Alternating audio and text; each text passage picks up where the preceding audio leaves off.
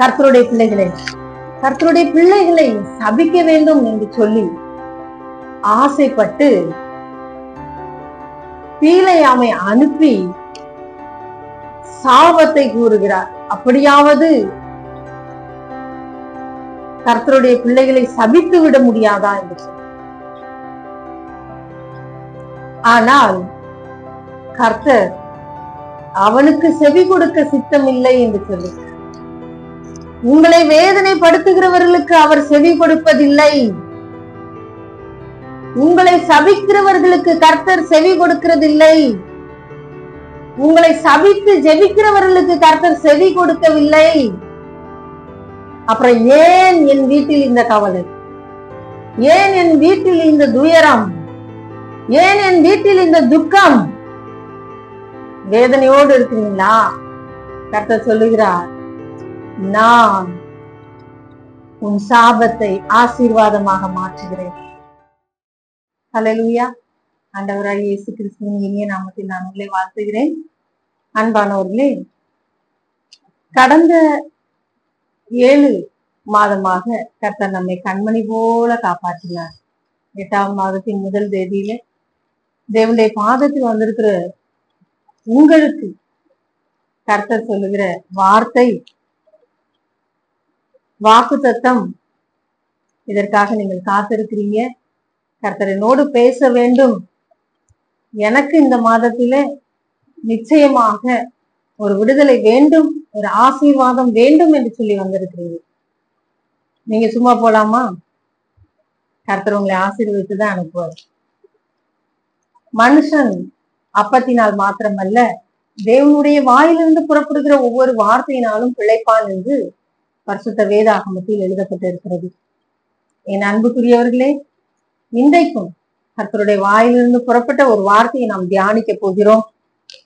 அதிலிருந்து கர்த்தர் நம்மோடு என்ன பேச இருக்கிறார் தெளிவா நம்ம கேட்க போறோம். ஏன் தெரியுமா? அநேகருக்கு சாப கட்டுகள், ஏன் இந்த சாபம் என் குடும்பத்தை பிடித்து இப்படி ஆட்டுகிறது என்று தெரியவில்லை, ஏன் இந்த சாபம் என் பிள்ளையை பிடித்து ஆட்டுகிறது என்று தெரியவில்லை, இந்த சாபத்தின் நிமித்தமாக என் குடும்பமே இடிஞ்சு போய் உட்கார்ந்து இருக்கு, என்னுடைய வாழ்க்கையே முடிந்து போய் நாங்கள் உட்கார்ந்து கொண்டு இருக்கிறோம், ஏன் இப்படி நடந்து கொண்டு இருக்கிறது என்று சொல்லி மிகுந்த மனவேதனையோடு நீங்கள் இருக்கிறதை நான் பார்க்கிறேன். என் அன்பு பிள்ளைகளே, இன்றைக்கு தேவனாகிய கர்த்தர் ஓர் ஆசீர்வாதமான வார்த்தையை உங்களுக்கு தருகிறார். இந்த சாபத்தை அவர் மாற்றுகிறார். வாசிக்கலாமா? உபாகமம் 23ஆம் அதிகாரம் வசனம் 5. உன் தேவனாகிய கர்த்தர் பீலையாமுக்கு செவி கொடுக்க சித்தம் இல்லாமல் உன் தேவனாகிய கர்த்தர் உன்மேல் அன்பு கூர்ந்தபடியினால் உன் தேவனாகிய கர்த்தர் அந்த சாபத்தை உனக்கு ஆசீர்வாதமாக மாற பண்ணினார்.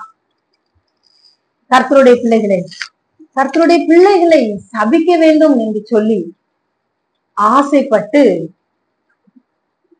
பீலையாமை அனுப்பி சாபத்தை கூறுகிறார். அப்படியாவது கர்த்தருடைய பிள்ளைகளை சபித்து விட முடியாதா என்று சொல்லி.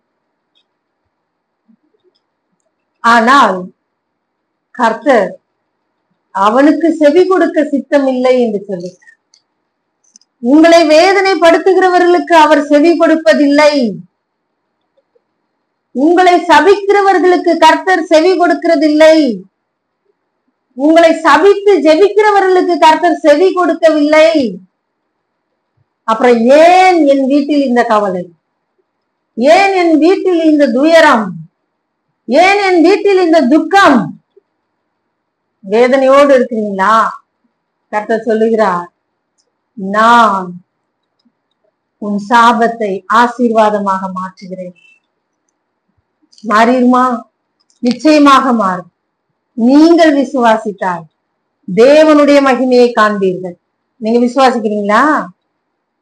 நீங்க விசுவாசித்தா இந்த ஆசீர்வாதம் இந்த நேரத்துல உங்க சிரசின் மேல வந்து உட்காருது. ஹல்லேலூயா, ஹல்லேலூயா. விசுவாசத்தோடு கேட்டுக்கொண்டிருக்கிற ஒவ்வொருவர் மீதும் இந்த ஆசீர்வாதம் இன்றைக்கு இந்த நோடி இறங்கி வந்து கொண்டிருக்கிறத நான் பாக்குறேன். இறங்கி வந்து கொண்டிருக்கிறேன். செல்வமணி, பேர்லதான் செல்வமணி. எனக்கு செல்வமும் கிடையாது மணியும் கிடையாதுன்னு சொல்லிட்டு இருக்கிறீங்க. கர்த்தர் இன்றைக்கு சொல்லுகிறார், உன்னை நான் பெருக செய்வேன், உன்னை நான் ஆசீர்வதிப்பேன். விசுவாசிக்கிறீங்களா? விசுவாசிக்கிறீங்களா மகளே? விசுவாசிக்கிறீங்களா மகனே? என் வாழ்க்கையில கசப்பு, வியாதி, வீட்டுக்குள்ள இருள்,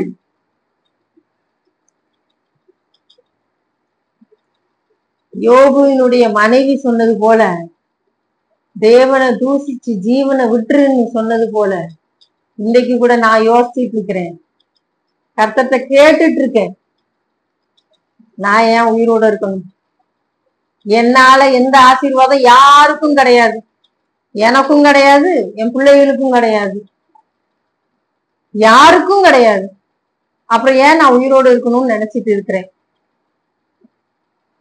சாபமா முடிஞ்சு போச்சு, கடன்ல மூழ்கி போச்சு, குழந்தையே இல்ல, வலியும் இல்ல, வீட்டுக்குள்ள நிம்மதி இல்ல, சமாதானம் இல்ல, மரணக்கட்டு, வியாதியின் கட்டு, பிசாசினுடைய போராட்டம், குடி வெறி, தேசித்தனத்தால வந்த கட்டுகள், பாவக்கட்டுகள், இதெல்லாம் பார்த்தா ஒரு பெரிய சாபத்துக்குள்ள நாங்க இருக்கிறோம். இனி எப்படி நாங்க சந்தோஷமா வாழ முடியும்? இந்த சாபக்கட்டுகள் நீங்குமா?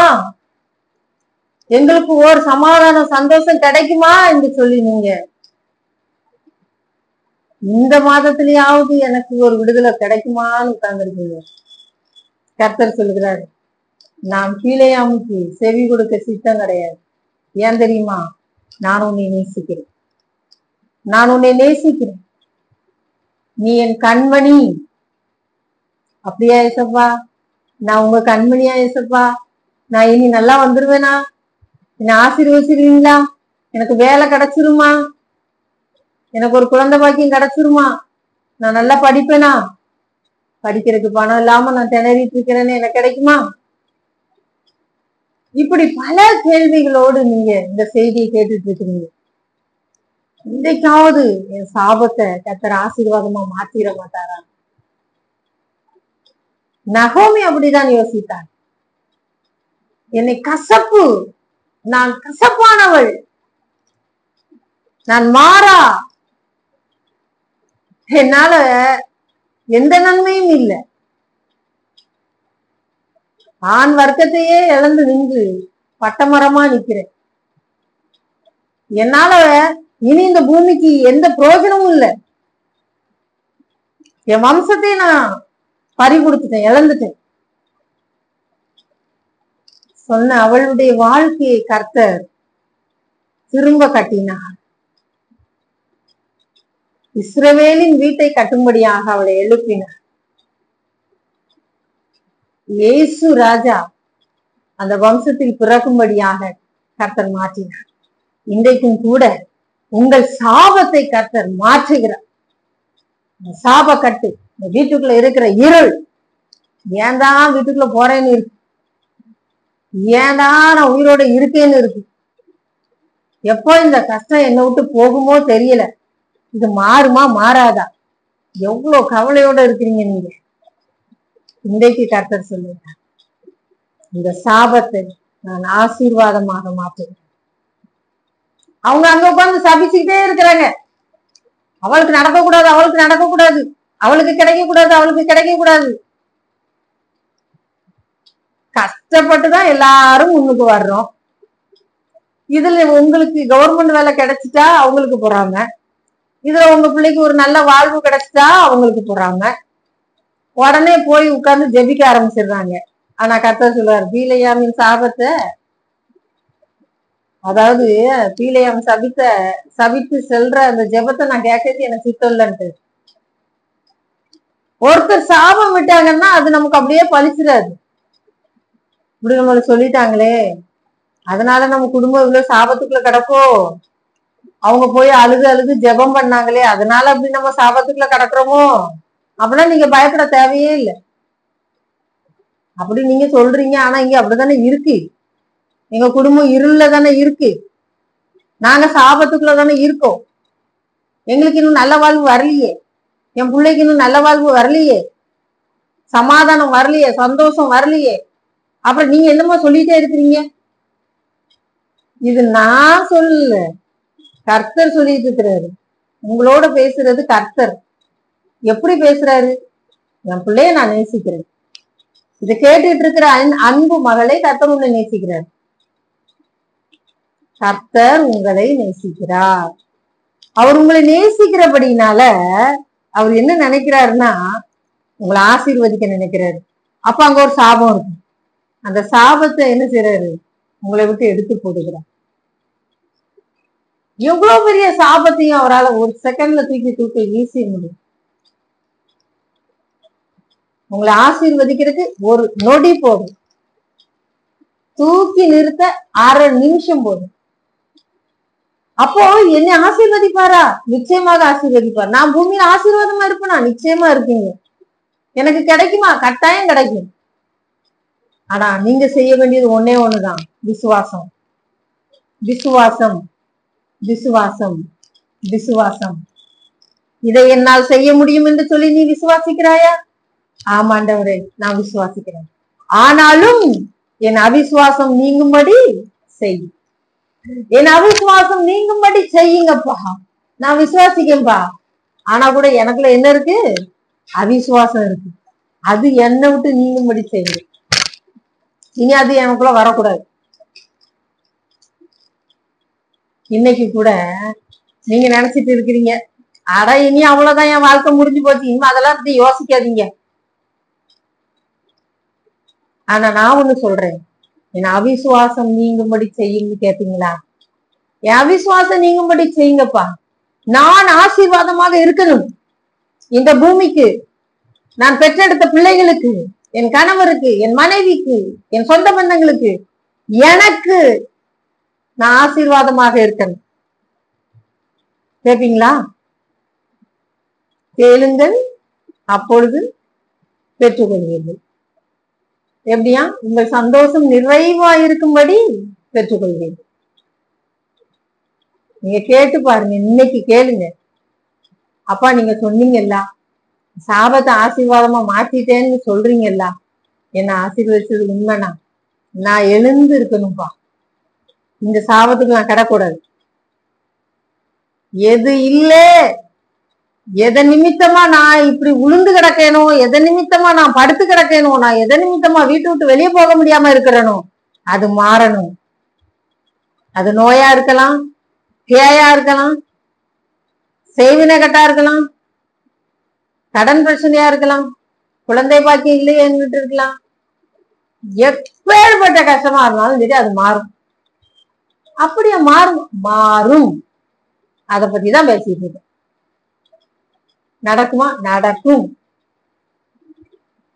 சொந்த சகோதரர்களே யோசேப்பை குழியில போட்டாங்க, அப்புறமா பார்த்தாங்க வித்து போட்டாங்க. ஆனா நடந்தது என்ன? சொந்த சகோதரர்களை யோசேப்பை வணங்கும்படி தேவன் செய்தார். குழியில தூக்கி போடும்போது என்ன தெரியுமா சொன்னாங்க? இவன் சொப்பனம் எப்படி நிறைவேறும் என்று பார்ப்போம். என் அன்பு பிள்ளைகளே, அநேகர் அப்படிதான். என்ன, இவங்களுக்கு தான் எல்லாம் கிடைக்குமோ, இவங்களுக்கு தான் கவர்மெண்ட் வேலை கிடைக்குமோ, பெருசா பீத்திட்டு இருக்கேன், இதெல்லாம் எப்படி நடக்குன்னு பார்ப்போம்.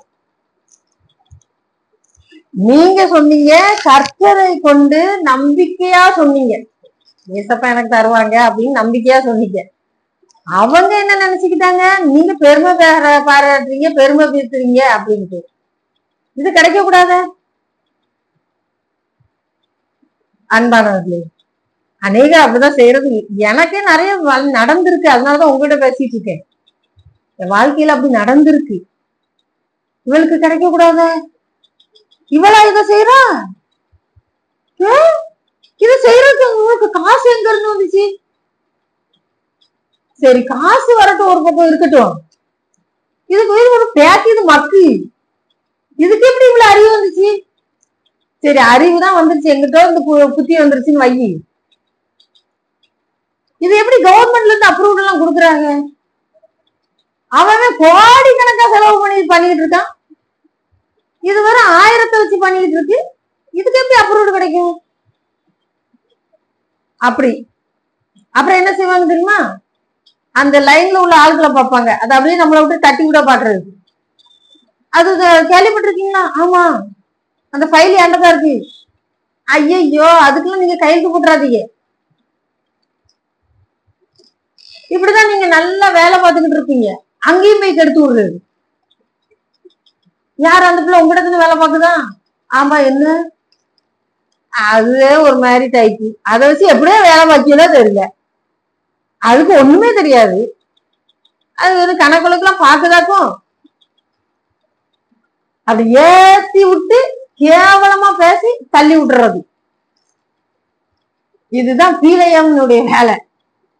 ஆனா கர்த்தர் அப்படி எதுவும் பாத்துக்கிட்டு அவங்களுக்கு எல்லாம் செய்தி கொடுத்துட்டு இருக்க மாட்டாரு. நீங்க அவருடைய கண்மணின்னு சொல்லிட்டாரு, நேசகுமாரத்தி,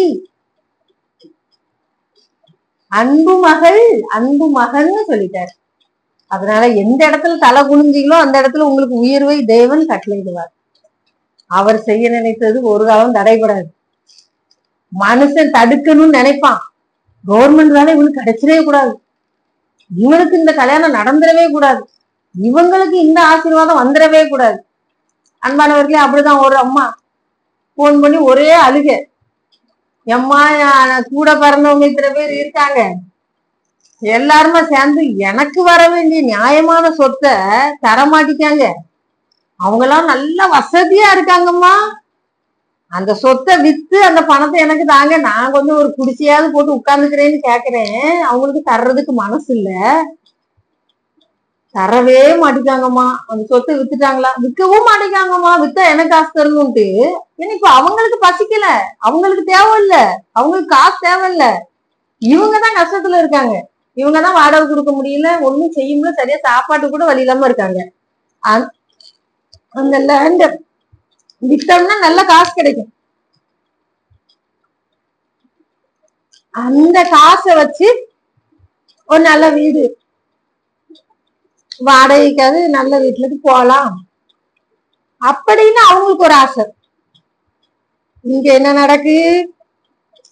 நம்ம இடத்த வித்து அவளுக்கு ஒரு ஷேர் போயிடும். அதனால இப்ப முயற்சியே எடுக்கல, முயற்சியே எடுக்கல. உங்க கண்ணீர் வடிச்சாங்க. நான் சொன்னேன், ஒருவரை உயர்த்துறதும் தாழ்த்துறதும் தேவனுடைய கரத்துல இருக்கலாமா, இவங்க கரத்துல கிடையாது. கர்த்தர் உங்களை அவங்க கண் முன்னாடி உயர்த்துவாருன்னு சொன்னேன். அப்படியாமா? நடக்குமாமா? நாங்க நடக்கும், நீங்க விசுவாசிங்கன்னு சொல்லி அவங்களுக்கு ஜெபம் பண்ணோம். நடந்தது என்ன தெரியுமா? அவங்க மகனுக்கு அருமையான வேலை, அழகான வீடு, அழகான பைக்கு, கை நிறைய சம்பளம். என் அன்புக்குரியவர்களே, ஒரு நொடியில மாற்றுகிற தேவன். உங்க வாழ்க்கை ஒரு நொடியில மாறப்போகுது. இந்த மாதம் அந்த அற்புதத்தை நீங்கள் காண போகிறீர்கள். இந்த மாதம் தேவன் கொடுக்கும் அந்த அற்புதம் உங்கள் வீட்டிலே சிரசின் மேல வந்து இறங்கும். நடக்குமா? நடக்கும். இது மட்டும் நடந்துருச்சுன்னா போதும் அப்படின்னு சொல்றோம் பாருங்க. சிலர் உள்ளத்துல அப்படிதான் வரும், ஏசப்பா என் கடன் மட்டும் அடைஞ்சிரட்டும்பா, கடன்காரங்க பேசுற பேச்சு கேட்க முடியல சொல்றோம்ல, எனக்கு ஒரு குழந்தை மட்டும் கிடைச்சிரட்டும்பா, இந்த நிந்தையை என்னை விட்டு நீக்கிருங்கப்பா, என் பிள்ளைக்கு ஒரு திருமணம் மட்டும் நடந்துரட்டும்பா, எனக்கு ஒரு வேலை மட்டும் கிடைச்சிரட்டும்பா, இது மட்டும் அப்படிம்போம்ல. ஒண்ணும் இல்லைங்க, சாபத்துக்குள்ள கிடக்கு. எந்த ஒரு ஆசீர்வாதமும் இல்லாம நான் சாபத்துக்குள்ள இருக்கிறேன்ப்பா. நடந்துடணும் நடந்துடணும், இன்னைக்கு நடந்துடும் நாளைக்கு நடந்துடும் பாக்க நடக்க மாட்டேங்குது. வேதனையோடு கேட்டுட்டு இருக்கீங்களே, உங்களை பார்த்துதான் சொல்றேன். கர்த்தர் இந்த மாதத்துல உங்களை ஆசீர்வதிக்கிறார். இந்த சாபத்தை மாற்றுகிற தேவனா இருக்க. எந்த ஆசீர்வாதம் வேணும்னு நீங்க தேவனுடைய சமூகத்துல காத்திருந்தீங்களோ அந்த ஆசீர்வாதம் இப்ப உங்க சிரசின் மேல தேவன் வைக்க போகிறார். எவ்வளவு பெரிய பாக்கியம் பாருங்க. எனக்கு ரொம்ப சந்தோஷமா இருக்குப்பா, கர்த்தர் உங்களை ஆசீர்வதிக்கிறது எனக்கு அவ்வளவு சந்தோஷமா இருக்கு. நிச்சயமா நடக்கும். ஒண்ணு செய்யலாமா, உங்களுக்கு நம்பிக்கை இல்ல, விசுவாசம் இல்லைன்னு நினைச்சுக்கங்க. ஒருவேளை நீங்க நினைக்கலாம், இப்படி படுத்த படுக்கையில பல வருஷமா இருக்கேம்மா, 1 வருஷம் 2 வருஷம் இல்ல, 12 வருஷம் 15 வருஷம் ஆயிட்டு, இனிமையா நான் எந்திரிச்சு நடக்க போறேன், இனிமே எனக்கு இந்த ஆசீர்வாதம் வரப்போகுது, நீங்க என்னமா பேசுறீங்க அப்படின்னு நீங்க சந்தேகத்தின் பேரில இத கேட்டுக்கிட்டு இருந்தா, உங்களுக்காக நான் ஜெபம் பண்றேன். சரிங்களா? கர்த்தர் என் ஜெபத்தை கேட்டு உங்களை எழுப்புவார். ஒரு 4 பேரு திமிர்வாதக்காரன கூரை பிடிச்சுக்கிட்டு இறக்குனாங்க. திமிர்வாதக்காரனுக்கு ஒண்ணும் செய்ய முடியாது, அவனுக்கு கையாசிக்க முடியாது, காலாசிக்க முடியாது, எந்திரிச்சு போகவும் முடியாது, பேசவும் முடியாது. இந்த 4 பேருடைய விசுவாசத்தை கனப்படுத்தின கர்த்தர் ஏன் விசுவாசத்தை கனப்படுத்த மாட்டாரா? உங்க வீட்டுக்குள்ள ஆசீர்வாதம் வரணும்னு ஆசைப்படுற என் விசுவாசத்தை கனப்படுத்த மாட்டாரா? இன்னைக்கு நடக்கதா இல்லையான்னு பாருங்க. மனசார சொல்றேன், நீங்க நல்லா இருப்பீங்க. மனசார சொல்றேன், வேண்டுதல் உங்களுக்கு கொடுக்கப்படும். இது இல்லையே அது இல்லையேன்னு சொல்லி எங்க வீடு இருண்ட வீடு மாதிரி இருக்குமா, நாங்களே இருட்டுக்குள்ள இருக்கிற மாதிரி இருக்கோம். ஒரு வெளிச்சம் இல்ல, ஒரு சமாதானம் இல்ல, ஒரு சந்தோஷம் இல்ல, ஒரு பண வசதி இல்ல, எதுவுமே இல்லாம நாங்க இப்படி சாபத்துக்குள்ள கிடப்போம். சிலர் லட்சமா கோடி கோடியா பணம் வச்சிருப்பாங்க, ஆனா கூட நிம்மதி இல்லையே, நிம்மதியா சாப்பிட முடியலையே, நிம்மதியான வாழ்க்கை இல்லையே, நிம்மதியான வாழ்க்கை துணை இல்லையே, ஏங்கிட்டு இருக்கீங்க. கர்த்தர் உங்க ஜெபத்தையும் கேட்பாரு, என் ஜெபத்தையும் கேட்பாரு. இத சொல்ல சொன்ன எனக்கு உங்களுக்கு ஒரு அற்புதம் நடக்கணும் அப்படின்னு எனக்கு ஆசை இருக்கு. அதுக்காகவாவது கர்த்தர் உங்களை ஆசீர்வதிக்கிறார். புரியுதா? இன்னைக்கு உங்களுக்கு ஆசீர்வாதம் வருது. இந்த மாதத்துல நீங்க எல்லாத்தையும் பெற்றுக்கொண்டு சந்தோஷமா இருக்க போறீங்க. நிச்சயமா நடக்கும். இந்த சாபத்தை அவர் ஆசீர்வாதமாக மாற்றினேன் என்று சொன்னார். எங்க அப்பா அந்த வார்த்தையை சொல்லும் போது என் உள்ள அவ்வளவு சந்தோஷப்பட்டுச்சு. ஏன் தெரியுமா? 1000 குடும்பங்கள் சாபத்துக்குள்ள கிடக்கு, அதுல இருந்து வெளியில வர முடியல, சந்தோஷமா இருக்க முடியல, நிம்மதி இல்லாம இருக்கு. இன்னைக்கு நமக்கு அந்த நிம்மதியையும் சமாதானத்தையும் தேவன் தர வல்லவராக. அவரை நோக்கி பார்ப்போமா? அவர் சொல்றாரு, என்னை நோக்கி பார்த்த ஒருவரது முகமும் வைக்கப்பட்டு போனதில்லை. அப்பத்தை கேட்டா நீங்க கல்ல குடுப்பீங்களா? குடுப்பீங்களா? உங்க பிள்ளை வந்து வயிறு பசிக்குன்னு கேட்கு, 5-6 கல்லள்ளி வச்சு இதை சாப்பிடு அப்படி சொல்லுவீங்களோ? பழைய சோறாவது பானையில இருக்கான்னு பாருன்னு சொல்லுவோம். ஏதாவது வாங்கி கொடுத்துருவோம், எதையாவது செஞ்சு கொடுத்துருவோம். பசியோடு இருக்க பிள்ளைக்கு. கொள்ளாதவர்களாகி நீங்களே உங்கள் பிள்ளைகளுக்கு நல்ல ஈவுகளை கொடுக்க அறிந்திருக்கும் போது பரமபிதா நம்மை நோக்கி வேண்டுகிறவர்களுக்கு பரிசுத்த ஆவியை கொடுப்பது அதிக நிச்சயம் அல்லவா என்று சொல்லப்பட்டிருக்கிறது. பலத்தினாலும் அல்ல, பராக்கிரமத்தினாலும் அல்ல, என்னுடைய ஆவியினாலே ஆகும் என்று சொன்ன தேவாதி தேவனுடைய சத்தத்தை கேளுங்கள். அவர் சொல்லுகிறார், பலத்தினாலும் அல்ல, பராக்கிரமத்தினாலும் அல்ல, என்னுடைய ஆவியினாலே ஆகும் என்று. இன்றைக்கு விசுவாசத்தோடு அந்த பரிசுத்த ஆவியின் அபிஷேகத்தை கேளுங்கள். என் வீட்டுக்குள்ள இருக்கிற சாபக்கட்டை மாற்றுங்க என்று சொல்லி கேளுங்க. என் பிள்ளை மீது இருக்கிற சாபக்கட்டுகள் மாறட்டும் என்று சொல்லி கேளுங்க. என் வீட்டுக்குள்ள இருக்கிற பாவங்கள் எல்லாம் வெளியே போகட்டும் என்று சொல்லி கேளுங்க. இன்றைக்கு ஒரு அற்புதம் உங்க வாழ்க்கையில நடக்க போகுது. இத்தனை ஆண்டுகள், இத்தனை மாதங்கள் நான் காத்திருந்தேன், எனக்கு கிடைக்கலையே, இந்த மாசம் கிடைக்குமா? இன்னைக்கு, இப்போ, இந்த நாள் ஒரு விடுதலை நாளாக தேவன் உங்களை பார்த்து சொல்லுகிறார். என் மகனை எழுந்துரு, என் மகளை எழுந்துரு. ஏன் இப்படி சோர்ந்து போய் உட்கார்ந்து இருக்கிறீங்க? ஏன் இப்படி சோர்ந்து போய் படுத்து இருக்கிறீங்க? பலன் இருக்கிறது, உனக்கு இருக்கிற இந்த கொஞ்சம் பலன், எழுந்துரு. என் கிருபை உன்னை விட்டு விலகாது என்று கர்த்தர் சொல்லுகிறார். உன்னுடைய பலவீனத்திலே என் பலன் பூரணமாக விளங்கும் என்று கர்த்தர் சொல்லுகிறார். விசுவாசித்தவளை பாக்கியவதி, விசுவாசித்தவனே பாக்கியவான். உன் விசுவாசம் உன்னை ரட்சிக்கிறது. உன் விசுவாசம் உன்னை கனப்படுத்துகிறது. உன் விசுவாசம் உன்னை மேன்மையாக வைக்கிறது. நான் விசுவாசிக்கிறேன், என் அவிசுவாசம் நீங்கும்படி செய்யும் என்று கேளுங்க. கேட்கிற எவனும் பெற்றுக்கொள்கிறான் என்று சொல்லப்பட்டு இருக்கிறது. இதுவரைக்கும் என் நாமத்தினாலே ஒன்றையும் நீங்கள் கேட்கவில்லை, இப்பொழுது கேளுங்கள், அப்பொழுது உங்கள் சந்தோஷம் நிறைவாய் இருக்கும்படி நீங்கள் பெற்றுக்கொள்வீர்கள் என்று கர்த்தர் சொல்லுகிறார். இந்த மாதம் ஓர் அற்புதத்தின் மாதமாக மாறுகிறது. அன்பானவர்களே, தேவனுடைய கரத்துல ஒப்பு கொடுப்போம். தேவனுடைய கரத்துல ஒப்பு கொடுப்போம்.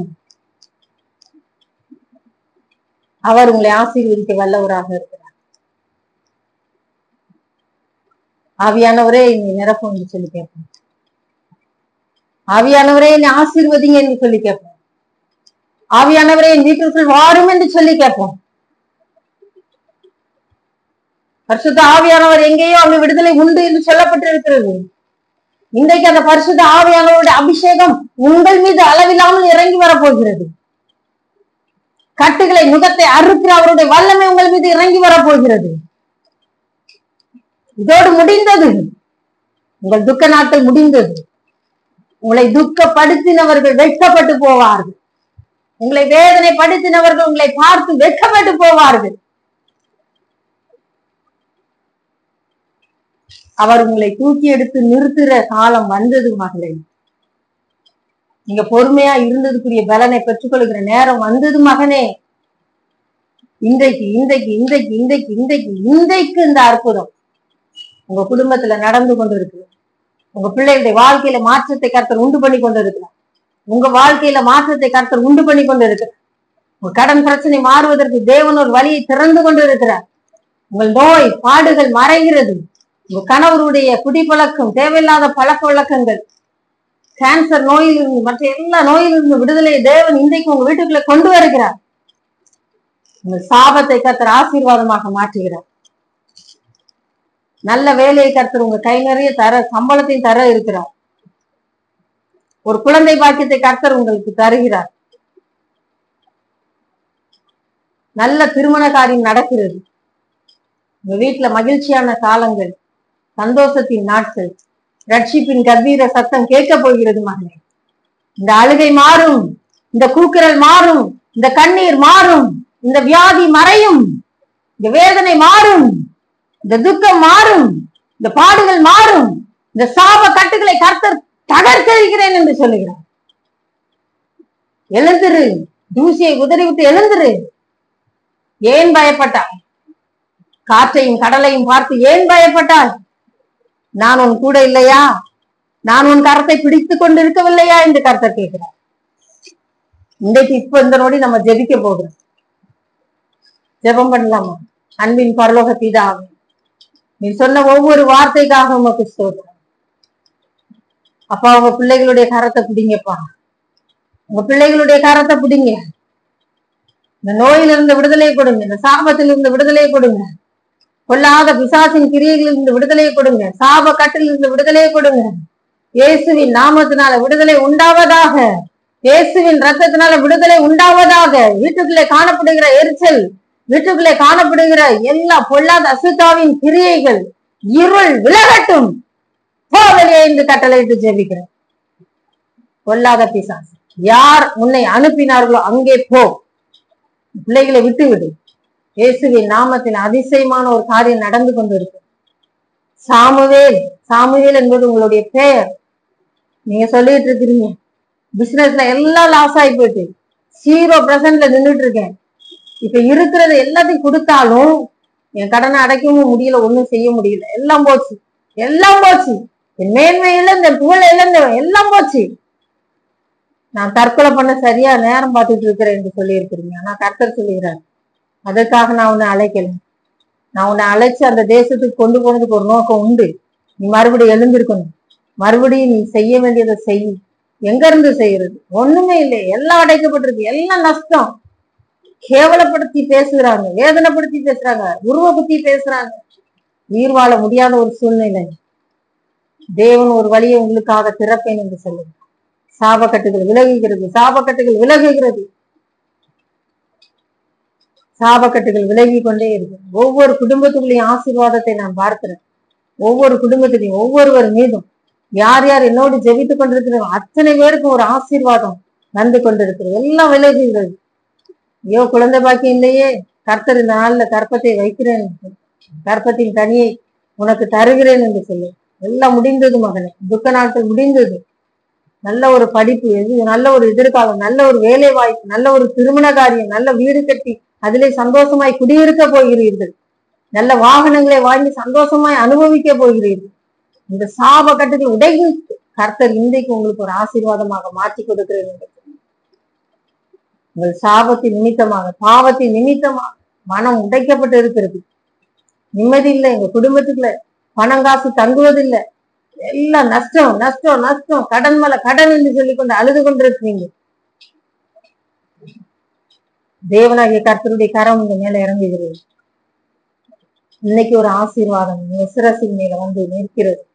இதோடு முடிந்தது மகன். அப்பா பிதாவே உமக்கு நன்றி. ஒவ்வொருவரையும் ஆசீர்வதித்ததற்காய் ஸ்தோத்திரம். எல்லா சாபக்கட்டுகளையும் நீர் எடுத்து போட்டதற்காய் ஸ்தோத்திரம். என்னோடு இணைந்து ஜெபித்துக் கொண்டிருந்த ஒவ்வொருவருக்கும் அவர்கள் தேவைகளை சந்தித்து அவர்களை ஆசீர்வதித்ததற்காய் ஸ்தோத்திரம். கனப்படுத்தும் இயேசுவின் நாமத்தில் ஜெபிக்கிறோம் நல்ல பிதாவே, ஆமென். அன்பானவர்களே, தொடர்ந்து என்னோடு நீங்கள் தொடர்பு கொள்ள நினைத்தால் சிறையில் காண்கிற இந்த நம்பருக்கு போன் பண்ணி ஜெபித்துக் கொள்ளலாம், தொடர்பு கொள்ளலாம். கர்த்தர் உங்களை ஆசீர்வதிப்பாராக. ஆமென். அல்லேலூயா.